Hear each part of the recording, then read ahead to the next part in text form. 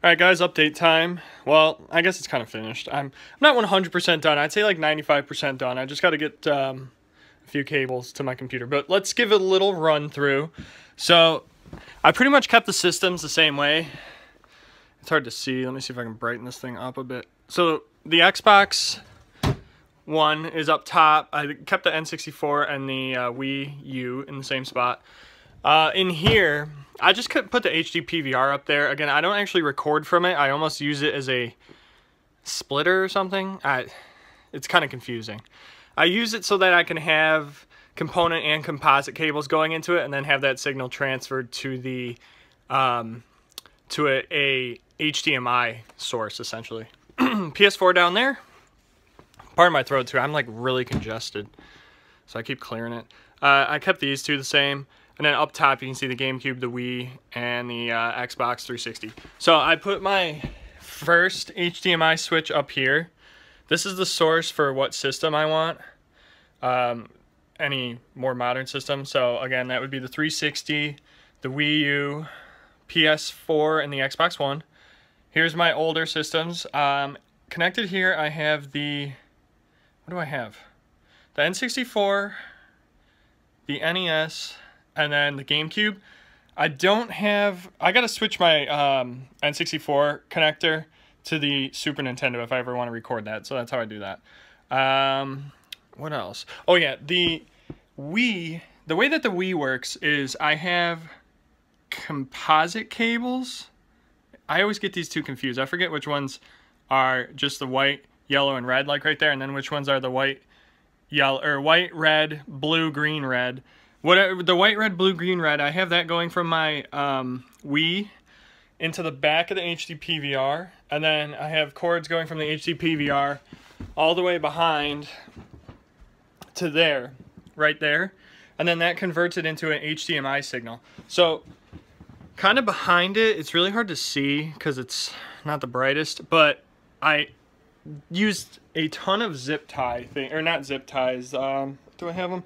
I used a ton of these Velcro straps. So this was what I was waiting on. I probably used like 50 so far. And I have everything kind of coiled, so there's not a lot of excess cord just stringing across the floor. Strum across the floor, I can't speak.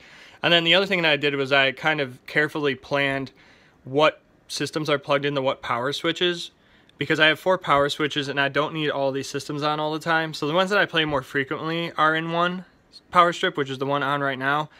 I always have my Xbox One separate because that thing always was turned on for some reason. And then right here is like a mass bundle of cables that have to run towards my computer, which is right here, or the back of it is. So over here I have the HD60, or not the Elgato HD60, the Elgato HD, the regular one. HD60 is connected to the HDMI source selector right there. And then, again, this is how I get all my component and composite cables converted to HDMI output. Right here is my selector switch for what's going to be displayed on this computer screen that we're seeing the back of, which is my BenQ, that's my gaming monitor. Right now I have it selected to my computer as the source, so I got a cable running all the way over to my computer, and then it comes back. The only other 2 cords that I have then are my optical cords. One's for the PlayStation, one's for the Xbox One. I do have the ability to switch one out for the Xbox 360, but I don't bother. I don't really play the 360 anymore, so I don't think I'll ever do it. There's all my games. The only cords that I haven't plugged in yet, honestly, are these right here. And what these are the power cords, basically, or the data cords for the Elgatos. So one end goes into it, the other end goes USB to the computer. It powers it, and that's also how you get the signal onto the computer.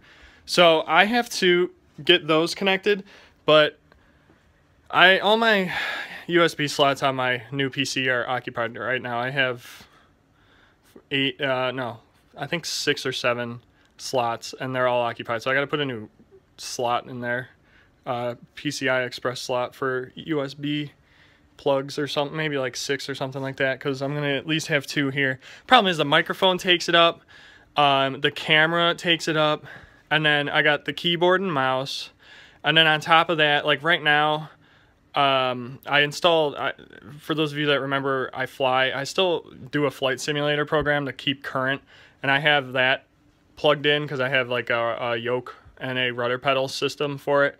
That's how you control it. So those are each USB thing. So I use up a lot of USB slots. Still haven't found a way to get anything displayed on my TV screen. But I did set up my Nintendo Switch. Not here, though. It's downstairs. I totally forgot to put that in here. And I don't have a way to do it anyways because I don't have another HDMI slot on the selector. So that's my gaming setup. It's pretty much done. It's clean. Just got to finish those cords up. Then we're good. Got a bunch of games there, a bunch of games here. And some cords on the ground that I need to get rid of, some shit over there. I got a bunch of boxes of all like my old systems and stuff. So I'm going to see if I can finish this up maybe today. And then I'll have to update all my systems because I haven't turned them on in a long time. So we'll see what happens. Then we can get back to live streaming games that aren't just Battlegrounds and H1Z1, which even though I haven't really streamed those lately. So thanks for watching, guys. I'll catch you next time with another video.